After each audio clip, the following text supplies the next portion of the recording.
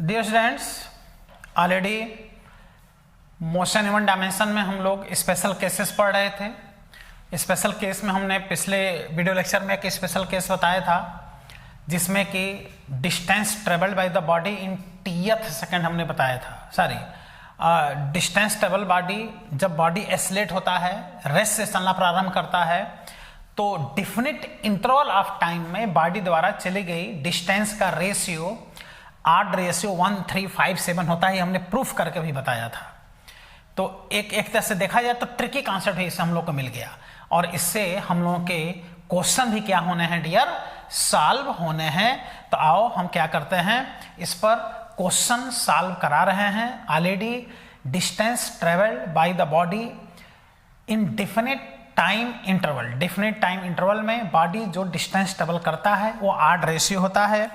इस कॉन्सेप्ट पर हम लोग क्या करने वाले हैं डियर, क्वेश्चन सॉल्व करने वाले हैं। तो असाइनमेंट निकालते हैं और असाइनमेंट से कुछ क्वेश्चन देखा जाए तो चूंकि हमने डिराइव कर दिया था उसके वजह से कुछ क्वेश्चन डायरेक्ट हम लोग के सॉल्व हो रहे हैं। एनसीईआरटी छोड़ करके हम लोग आगे जब बढ़ेंगे तो फर्स्ट लेवल है, तो फर्स्ट लेवल का अगर हम लोग 6 नंबर क्वेश्चन देखें, 6 number question of first level, जिसमें कह रहा है body fall from the height h equal to 200 meter. एक बॉडी को 200 मीटर के हाइट से गिरा दिया, 200 मीटर की हाइट से, u इक्वल टू कहाँ से, 0 से बॉडी को गिरा दिया। तो u इक्वल टू 0 से बॉडी को जब नीचे रिलीज करोगे तो इस पे एक्सेलरेशन कांस्टेंट होगा ना, एक्सेलरेशन कांस्टेंट हो गया। तो the ratio of the distance travel in the each 2 second, t equal to 0 से 6 सेकेंड की जर्नी का रेशियो पूछ रहे हैं और रेशियो यहाँ देखो दे रहे हैं 1, 1, 4 और 9 का रेशियो। उसके बाद से दे रहे हैं 1, 2 और 4 का रेशियो। इसके बाद 1, 3 और 5 का रेशियो, देन 1, 2 और 3 का रेशियो। तो कह रहा है कि 0 सेकेंड से लेकर के 6 सेकेंड के बीच, 0 सेकेंड से लेकर के 6 सेकेंड के बीच 2-2 सेकेंड के टाइम इंटरवल में हाइट का रेशियो पूछ रहा है। तो देखो 2 सेकेंड, 2 सेकेंड, 2 सेकेंड का कॉन्सेप्ट ये पूछ रहे हैं। देखो ये भी 2 सेकेंड है, ये भी 2 सेकेंड है और ये भी 2 सेकेंड है। ये s के मतलब सेकेंड। तो ये हो गया h1, ये हो गया h2, ये हो गया h3। तो इसी का h1, h2, h3 का रेशियो पूछ रहे हैं। तो रेस्ट से बॉडी चलना प्रारंभ किया, एक्सेलरेशन कांस्टेंट है और डेफिनिट टाइम इंटरवल है। देखो 6 सेकेंड की जर्नी हो गई, 2-2 सेकेंड का। तो ये हम प्रूफ कर चुके हैं। उससे अगर चाहें तो हम लोग डायरेक्ट आंसर ऐसे देखो लिख सकते हैं। चाहो तो अपना आप सॉल्व भी कर लेना, h1, h2, h3 निकाल करके रेशियो निकालोगे तो 8 रेशियो आएगा। 8 रेशियो यही दिख रहा है, देख लो 1, 3, 5 का रेशियो। तो चूंकि एक बार हम सॉल्व कर चुके हैं इसलिए अब हम इसको सॉल्व नहीं कर रहे हैं, डायरेक्ट अब ट्रिकी कॉन्सेप्ट से सॉल्व करा रहे हैं। 8 रेशियो है, 1, 3, 5 का रेशियो है। तो इसमें सी ऑप्शन आपका सही हो गया। फिर डियर आगे देखा जाए तो और भी इस पे क्वेश्चन दिया है। Next question,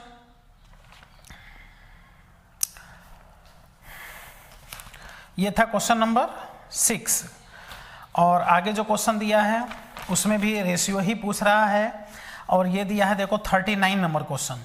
a ball fall from the height 200 meter, then the distance travelled by it during the first 3 consecutive second in the ratio. 3-3 second के रेशियो में बॉडी जब नीचे गिर रहा है तो जो हाइट ट्रेवल करेगा उसका रेशियो पूछ रहा है। तो इसका भी सी ऑप्शन सही है, 1, 3, 5 का रेशियो इसमें भी सही है। ठीक है, तो ये भी डायरेक्ट सॉल्व हो गया। अब हम लोग आज रहे हैं फर्स्ट लेवल का ही 52 नंबर क्वेश्चन, जो AIPMT 2013 का क्वेश्चन है। इसमें देखो कैसे पूछा है, इसी कॉन्सेप्ट का क्वेश्चन इसमें पूछा है। 52 number question of first level AIPMT 2013।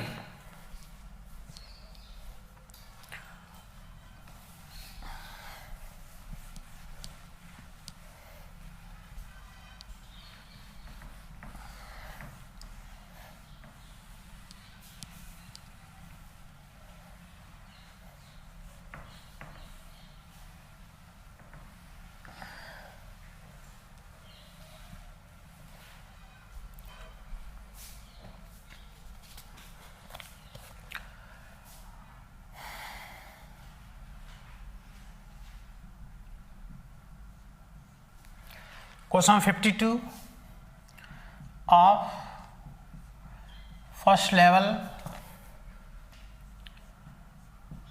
AIPMT 2013 first level का है, इसलिए AIPMT का क्वेश्चन है, मेडिकल असाइनमेंट है ये। A stone falls freely under gravity, it covers distance h1 h2 h3 in first 5 second, next 5 second and next 5 second. 5-5 second के interval पर h1 h2 h3 चल रहा है। तो एक बॉडी को u इक्वल टू 0 से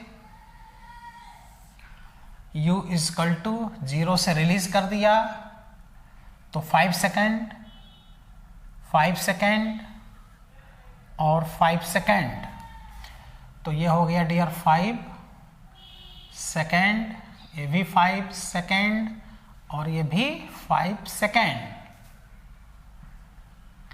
एस यानी यहाँ सेकेंड। और यहाँ जो ग्रेविटी होगा वो क्या होगा, कांस्टेंट होगा, एक्सेलरेशन कांस्टेंट होगा।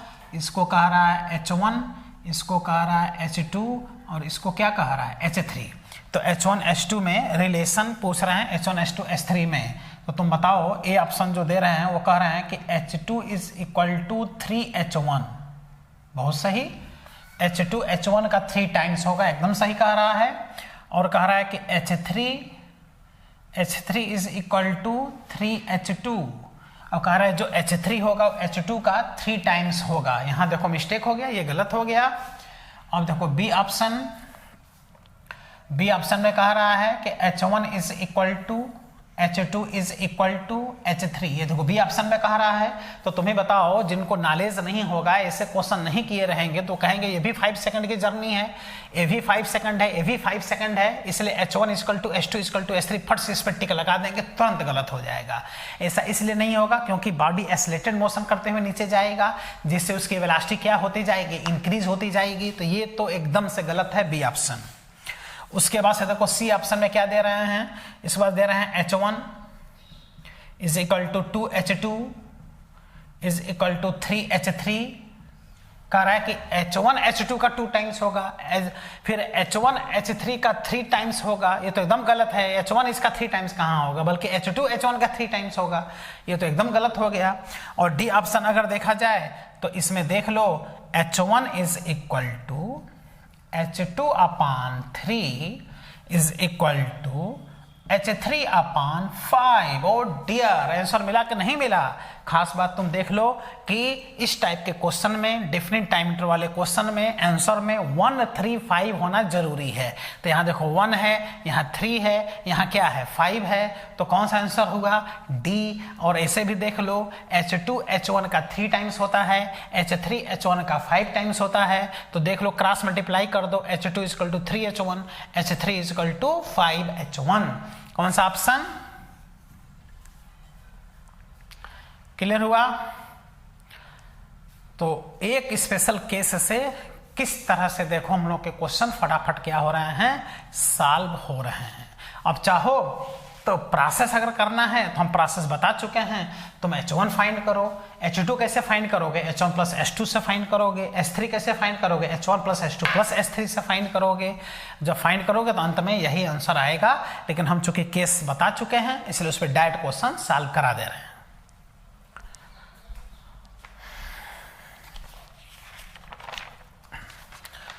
सेकेंड लेवल का 30 number question, second level question number 30।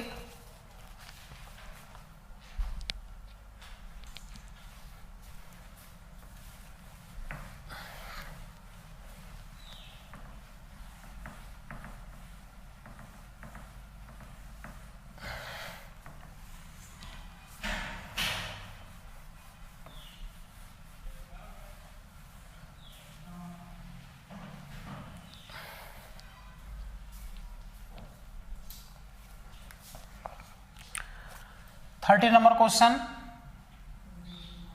Of second level का 30 number question. A particle experience constant acceleration for 20 second after starting from rest. Acceleration भी है और रेस्ट से चलना प्रारंभ किया है। It travel distance s1 in 10 second and distance s2 in next 10 second, then which relation is correct. कह रहा है एक बॉडी रेस्ट से चलना प्रारंभ किया, यानी u इज इक्वल टू 0 से चलना प्रारंभ किया कांस्टेंट एक्सेलरेशन से। पूरी जर्नी स्पष्ट क्वेश्चन में कह रहा है कि कितने सेकंड की है। पूरी जर्नी डियर 20 सेकंड की कंप्लीट जर्नी है।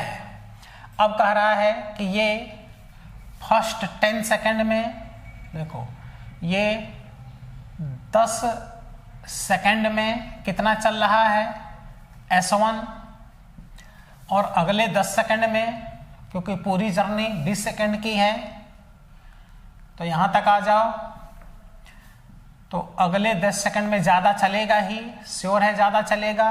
कितना चलेगा बताओ S2, और तुम ही बताओ क्या S2 S1 के बराबर होगा? नहीं, S2 S1 का कितने टाइम्स होगा? 2 टाइम्स की, 3 टाइम्स की, 4 टाइम्स की, 5 times.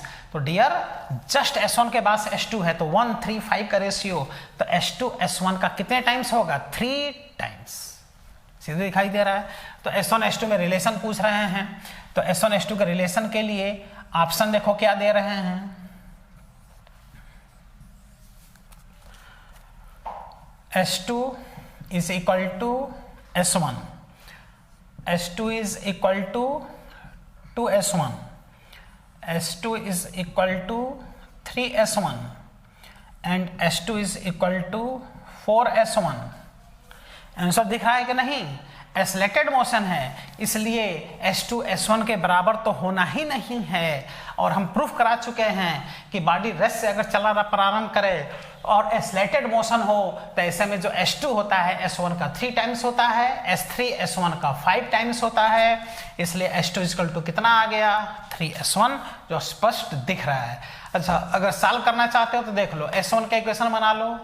S1 equal to ut plus half a into 10 का स्क्वायर, फर्स्ट इक्वेशन। अगला S2 का इक्वेशन बना नहीं पाओगे तो इक्वेशन देख रहे हो, मेथड सीखे हो तो S1 प्लस S2 का इक्वेशन बनाओ, ut प्लस हाफ ए, अब कितना टाइम? 10 10 मिलके 20 का स्क्वायर, सेकेंड इक्वेशन।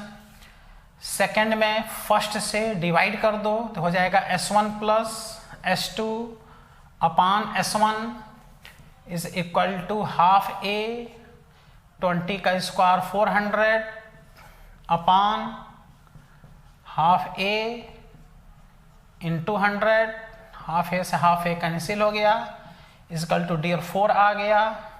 यहाँ से डिवाइड कर दो तो ये देखो 1 आ गया, 1 plus S2 upon S1, 1 plus S2 upon S1 equal to 4 आ गया। तो यहाँ से S2 upon S1 equal to 4 minus 1 equal to 3 आ गया, तो क्रॉस मल्टीप्लाई कर दो तो S2 is equal to 3S1 आया कि नहीं आया? तो देख रहे हो, चाहो तो सॉल्व भी कर सकते हो, चाहो तो यहाँ पे डायरेक्ट आंसर भी आपको दिखाई दे रहा है। तो किसी भी मेथड से सॉल्व करो, लेकिन सॉल्व करो।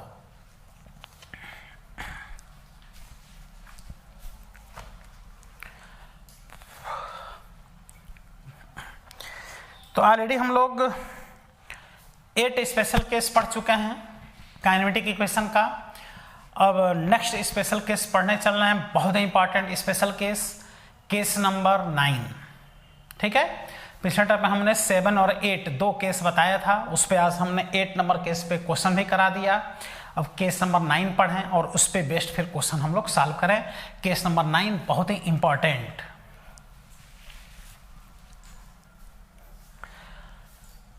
इसको कंप्लीट करो सब लोग।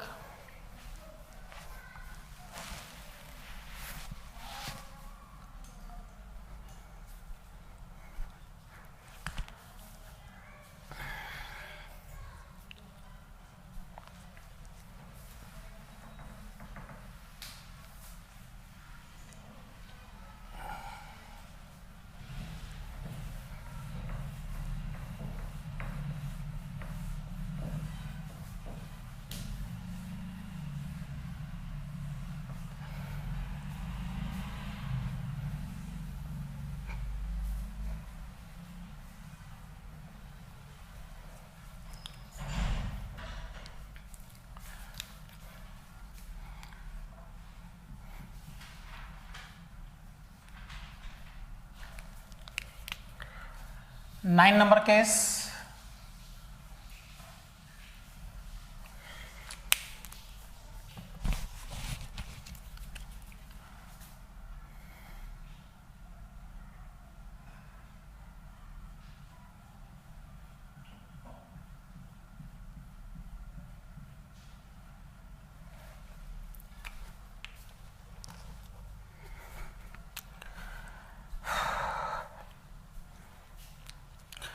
केस नंबर 9 एकदम अलग कंडीशन, वेरी इंपॉर्टेंट, खूब क्वेश्चन इससे आता है एग्जाम में, और एकदम अलग कहानी केस नंबर 9 की।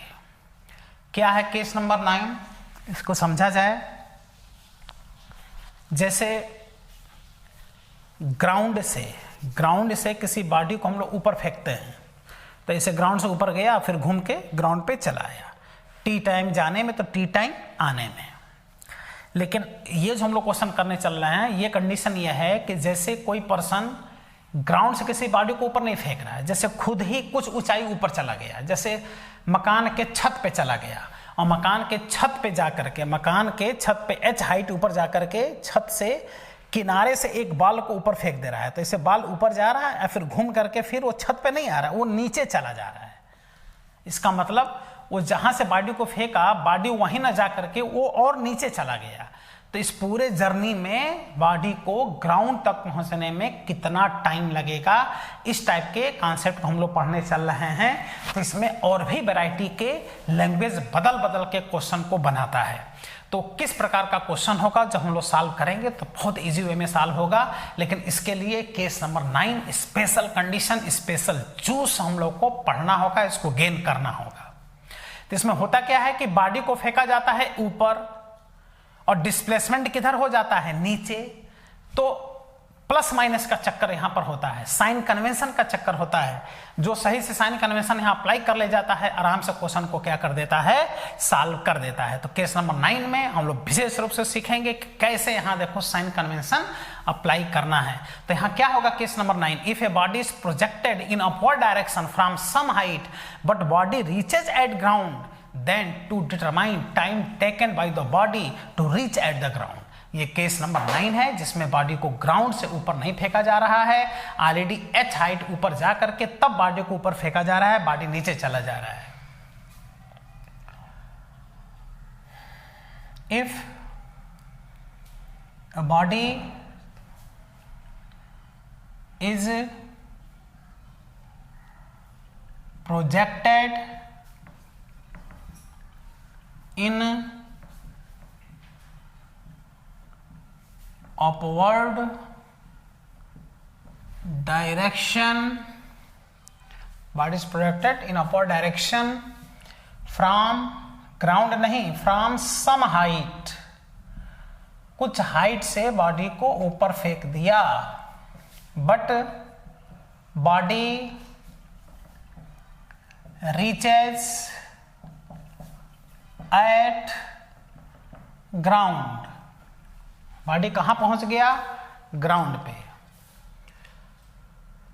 तो इसमें हम लोग को अब वेलोसिटी फाइंड करना हो, टाइम टेकन फाइंड करना हो, ये सब हम लोग फाइंड कर सकते हैं। बस इतना ही हेडिंग रहने तो ठीक है, बस हिंट मिल गया कि क्या इसमें हम लोग को पढ़ना है। अब आओ देखो, जैसा कि वो हेडिंग है उसे आप हमने डायग्राम बना लिया। यहाँ देखो h हाइट है, ये ग्राउंड है, और ये h हाइट है। यहां से एक बॉडी को u वेलोसिटी से ऊपर प्रोजेक्ट किया जाता है। ये तब तक बॉडी ऊपर जाएगा जब तक इसकी फाइनल वेलोसिटी 0 नहीं हो जाएगा। उस वजह से बॉडी घूम के फिर कहां चला आएगा, ग्राउंड पे चला आ रहा है, यहीं पर नहीं आ रहा है, ग्राउंड तक चला आ रहा है। तो इस तरह से बॉडी ग्राउंड पे आ जा रहा है। तो इस पूरे जर्नी का जाना और नीचे आना, पूरे जर्नी का क्या फाइंड करना है, टाइम टेकन, टी फाइंड करना है। ये हो गया टी, ये टाइम फाइंड कराता है, उसे टाइम फाइंड करा सकता है, यू फाइंड करा सकता है। और ये जो हाइट है ये कितना है, h है। ये कहानी है। अब कुछ लोग सोच रहे होंगे कि ये कैसे बॉडी ऐसे ऊपर गया और इधर कैसे थोड़ा सा चला आया, इधर कैसे आ गया, तो उधर नहीं जा रहा है कि जैसे बॉडी ऊपर गया फिर इधर आके फिर नीचे आया, ऐसा नहीं होता है। वो बॉडी ऊपर गया वहीं से नीचे आता है, लेकिन हम कैसे वहीं से हम नीचे दिखा दें, हम बस अलग से थोड़ा सा दिखाए हैं कि ये बात हम लोग को समझ में आ जाए। तो ये बॉडी ऊपर गया और फिर नीचे चला आया। तो एक खास बात देख रहे हो कि काइनेमेटिक इक्वेशन जब हम लोग अप्लाई करेंगे तो काइनेमेटिक इक्वेशन में डियर ये जो h होता है, जो s होता है, जो d होता है, वो डिस्टेंस नहीं डिस्प्लेसमेंट होता है। तो देखो बॉडी ऐसे गया, ऐसे जा करके फिर नीचे आया, तो ये तो इसका टोटल डिस्टेंस है, लेकिन काइनेमेटिक इक्वेशन में डिस्टेंस नहीं होता, डिस्प्लेसमेंट होता है।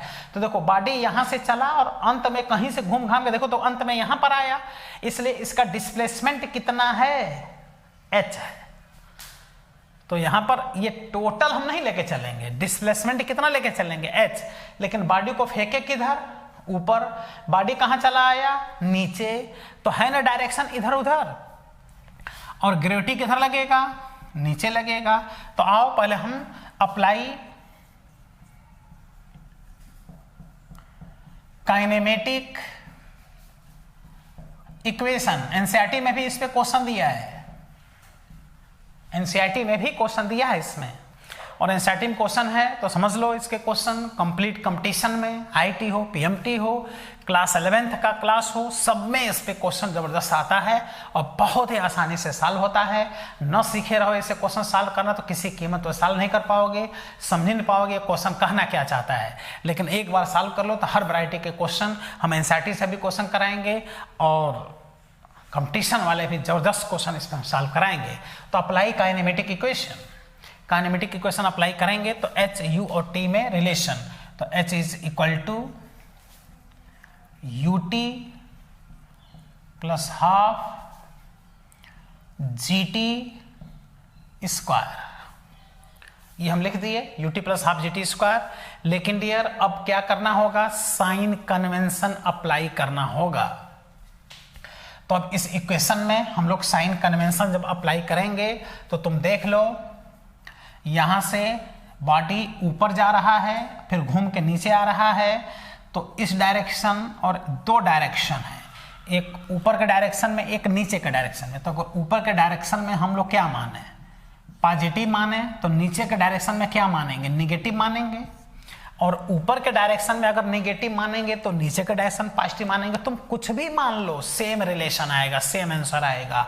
अब हम साइन कन्वेंशन देखो पुट करने जा रहे हैं। तो तुम यहाँ देख रहे हो कि इस पॉइंट से जहां से बॉडी को फेंका गया, यहां से u किधर है, ऊपर, तो u क्या हो गया, ये पॉजिटिव, u पॉजिटिव हो गया, ठीक। g, इस g का डायरेक्शन किधर है, नीचे है, यानी इस पॉइंट से देखा जाए तो g नीचे है, और नीचे क्या माने हो, निगेटिव, तो g का वैल्यू क्या हो गया, -g। और यहां से बॉडी को ऊपर फेंके हो और h किधर है, डिस्प्लेसमेंट किधर है, नीचे, और नीचे क्या माने हो, माइनस, तो यहां क्या हो गया, -h। तो काइनेमेटिक इक्वेशन में हमने साइन कन्वेंशन अप्लाई कर दिया, because kinematic equation is always used with proper sign convention. Proper sign convention के साथ अप्लाई होता है। अगर इधर प्लस मानोगे तो इधर माइनस मानना पड़ेगा, इधर माइनस मानोगे तो इधर प्लस मानना ही पड़ेगा। वो तुम फ्री हो, कुछ भी मानो, सेम रिजल्ट आएगा। अब क्या करो, इतना इक्वेशन देखो ये बन गया, -h equal to u t minus half g t square. अब तुम चाहो तो माइनस से दोनों तरफ मल्टीप्लाई कर दो, तो माइनस से मल्टीप्लाई करोगे तो आ जाएगा h is equal to minus u t, और माइनस से मल्टीप्लाई करो तो यहाँ प्लस हो जाएगा, ये माइनस वाला प्लस हो जाएगा, और ये आ गया हाफ जी टी स्क्वायर। कुछ आया समझ में डियर?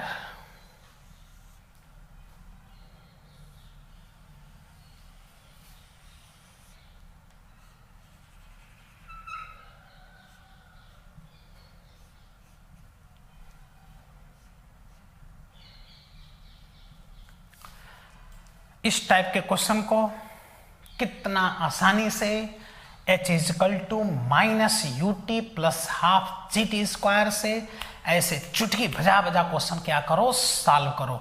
जो कोई नहीं सॉल्व कर सकता उसको डियर आप फटाफट इसे क्या करेंगे, सॉल्व करेंगे। h equal to minus u t plus half g t square से आराम से आप क्वेश्चन क्या कर सकते हैं, सॉल्व कर सकते हैं।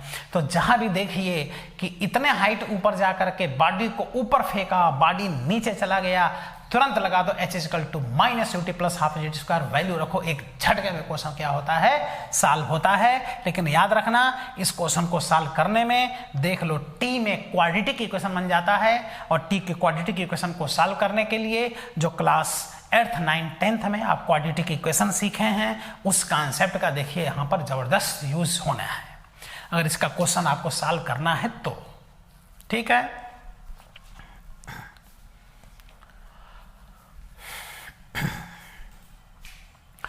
इसी पर एक कंडीशन और बनाता है, आंसर यही रहेगा, फॉर्मूला यही रहेगा, बस थोड़ा सा लैंग्वेज को चेंज कर देगा।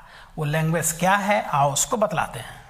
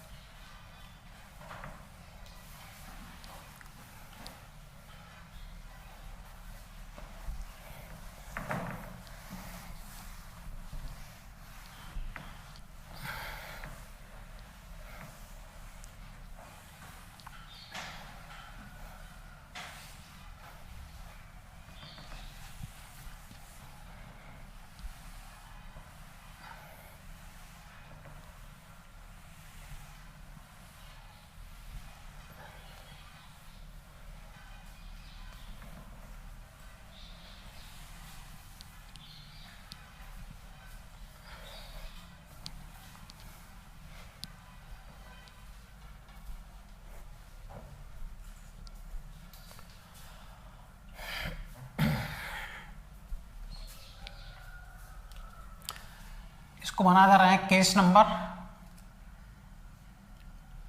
10। ठीक है, अगला केस नंबर 10 होगा, लेकिन एक तरह से केस नंबर 9 ही है, बस उसी का थोड़ा सा स्वरूप चेंज हो जाएगा, लैंग्वेज चेंज हो जाएगा। और लैंग्वेज क्या कहता है डियर,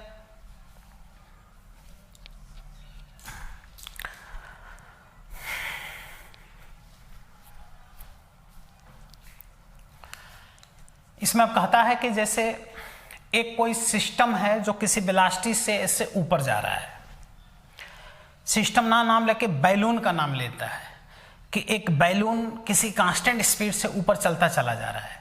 जो वह बैलून ग्राउंड से h हाइट ऊपर आ गया, उस समय उस बैलून से एक स्टोन को ऐसे रिलीज कर दिया जा रहा है, ऐसे छोड़ दिया जा रहा है, मूविंग सिस्टम से ऐसे छोड़ दिया जा रहा है बैलून को, स्टोन को। तो उस स्टोन को ग्राउंड तक पहुंचने में कितना टाइम लगेगा, इस टाइप का कॉन्सेप्ट पूछता है। जैसे ये एक बैलून है, ये ऊपर ऐसे जा रहा है, जब ये h हाइट ऊपर ग्राउंड से पहुंच गया तो यहाँ से एक स्टोन को ऐसे u बराबर 0 से रिलीज कर दे रहे हैं, तो इसको ग्राउंड तक पहुंचने में कितना टाइम लगेगा। तो उस स्टोन को, इस स्टोन को ग्राउंड तक पहुंचने में कितना टाइम लगेगा, तो इसके लिए अगर ये बैलून ऊपर u स्पीड से चलता चला जा रहा है, तो अभी भी इसका स्पीड यहाँ पे u है, तो ऐसे कंडीशन हम लोग अगर यहाँ पर देखें तो ये डायग्राम गलत बना है, क्योंकि जैसे ही यहाँ स्टोन को यहाँ से रिलीज करोगे, चूंकि मूविंग सिस्टम से रिलीज हुआ है, तो ये स्टोन जस्ट नीचे आने का प्रयास नहीं करेगा, पहले ये किधर जाएगा, ऊपर जाएगा, तब जाके नीचे आएगा। इसका एग्जांपल हम आपको बता रहे हैं, जैसे प्लेटफार्म पे ट्रेन रुकी हुई है, उस ट्रेन में आप बैठे हुए हैं, आपको ट्रेन से उतरना है, आराम से उतर जाइए, कोई दिक्कत नहीं है। लेकिन अगर चलते हुए ट्रेन से उतरेंगे और चलती ट्रेन से एकाएक अगर उतर गए तो निश्चित है कि ट्रेन के मोशन के डायरेक्शन में गिर पड़ेंगे। इसका रीजन कि किसी भी मूविंग सिस्टम से कोई भी बॉडी जब डिटैच होता है, मूविंग सिस्टम से कोई बॉडी जब अलग होता है तो उसके वेलोसिटी को गेन करके अलग होता है। इसी को बोला जाता है इनर्शिया ऑफ मोशन। मोशन के किसके कारण डियर? इनर्शिया के कारण। किसी भी मूविंग सिस्टम से किसी बॉडी को डियर जब अलग करेंगे तो उसकी वेलोसिटी को गेन करके तब वह अलग होगा। इसका मतलब ये स्टोन को कहां से गिराए, रेस्ट से नहीं गिराए, मूविंग सिस्टम से गिराए, बैलून ऊपर जा रहा था वहां से गिराए। तो बैलून में यू स्पीड है, कुछ न कुछ स्पीड है, तो जब वहां से स्टोन को हम रिलीज करेंगे तो वह स्टोन तुरंत नीचे नहीं आएगा, उस बैलून के स्पीड को गेन कर लेगा और पहले ऊपर जाएगा, और जब फाइनल वेलोसिटी स्टोन की 0 हो जाएगी तब नीचे आएगा। यानी ऐसे ऊपर जाएगा और फिर नीचे आएगा, और टाइम निकालना है तो कहोगे अरे कोई बात नहीं, इसको भी हम कैसे सॉल्व कर लेंगे, h = -ut + ½ gt² से इसको भी बहुत आसानी से सॉल्व किया जा सकता है। तो देख रहे हो, कंडीशन अलग है, लैंग्वेज अलग है, लेकिन कंडीशन वही है और आंसर भी वही है, फॉर्मूला भी वही है। लैंग्वेज को बस क्या कर दिया है, चेंज कर दिया है। हम इस सब पे क्या कराएंगे डियर, क्वेश्चन भी जबरदस्त सॉल्व कराएंगे।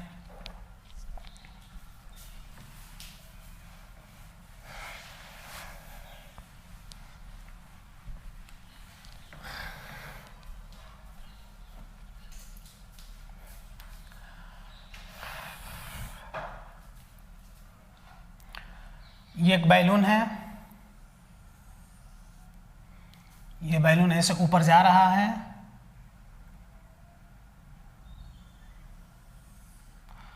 बैलून का स्पीड u है,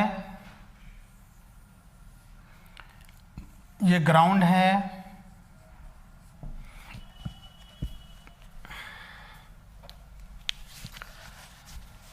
जब बैलून यहां पहुंच गया, यही बैलून जब यहां पहुंच गया, ग्राउंड से कितने हाइट ऊपर, h हाइट जब ऊपर पहुंच गया, और अभी भी बैलून ऊपर जा ही रहा है u स्पीड से, कांस्टेंट स्पीड से बैलून ऊपर चलता चला जा रहा है। तो जब ये ग्राउंड से h हाइट पर है, उसी समय इस बैलून से एक स्टोन को रिलीज्ड कर दिया, स्टोन को यहीं से छोड़ दिया। तो इस स्टोन को ग्राउंड तक पहुंचने में कितना टाइम लगेगा?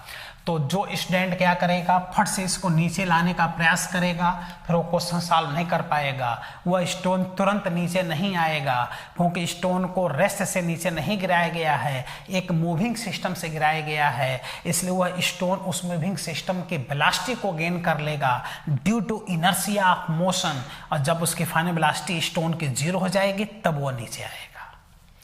इसलिए ये स्टोन को जब रिलीज करेंगे तो ये स्टोन पहले इसी स्पीड से, बैलून के ही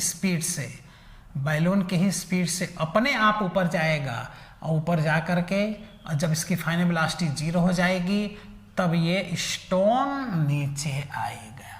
तो क्या इस स्पेशल केस में वही 9 नंबर स्पेशल केस दिखाई नहीं दे रहा है?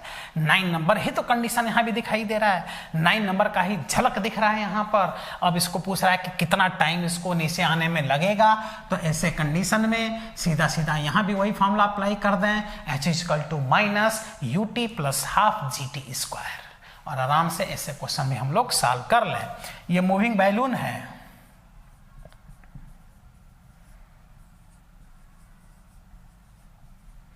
और ये स्टोन है। अब इसको अगर सॉल्व करना है कि कितना टाइम लग रहा है इसको, तो उसी तरह से इसमें भी हम लोग h = ut +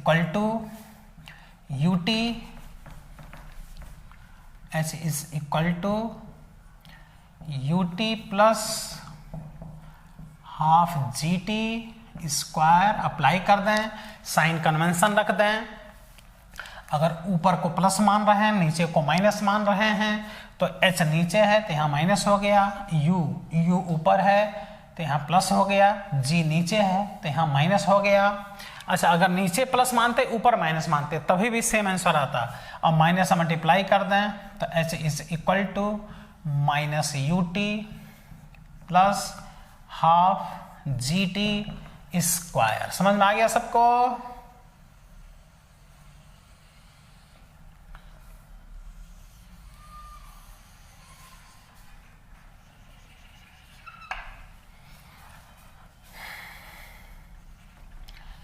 same concept, same formula, h = -ut + half g t square, एकदम केस नंबर 9A भी है, वही कंडीशन है, बस चेंज किया हुआ है, थोड़ा सा लैंग्वेज चेंज हुआ है।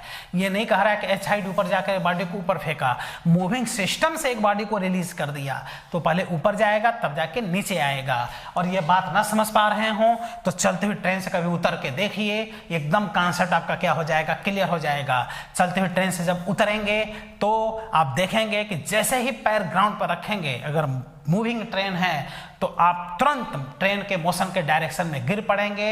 ऐसा क्यों होता है? मोशन की इनर्शिया के कारण होता है। जब कोई भी बॉडी मूविंग सिस्टम से अलग होता है तो उसकी वेलोसिटी को गेन करके अलग होता है। तो देख रहे हो 10 स्पेशल केस हमने बताया डियर, माने रखता है 10 स्पेशल केस, अलग अलग पढ़ लेने से एकदम कॉन्सेप्ट क्लियर हो जाता है। अब इस पे हम लोग क्या करने वाले हैं, जबरदस्त क्वेश्चन। अब इस पे हम लोग क्वेश्चन करेंगे और उसके बाद से हम लोग पढ़ लेंगे क्या, आगे ग्राफ पढ़ लेंगे। और जब ग्राफ पढ़ लेंगे तो ये टॉपिक क्या हो जाएगा, फिनिश हो जाएगा। मोशन एंड डायमेंशन, जिसमें हमने जबरदस्त डिफरेंशिएशन भी सिखाया, इंटीग्रेशन भी सिखाया, पूरा कल काइनेमेटिक इक्वेशन को हमने प्रूव भी कर दिया, जिससे कन्फर्म नॉलेज रहा टॉपिक का। अब इस पे हम लोग को जबरदस्त क्वेश्चन करना रहेगा। ओके।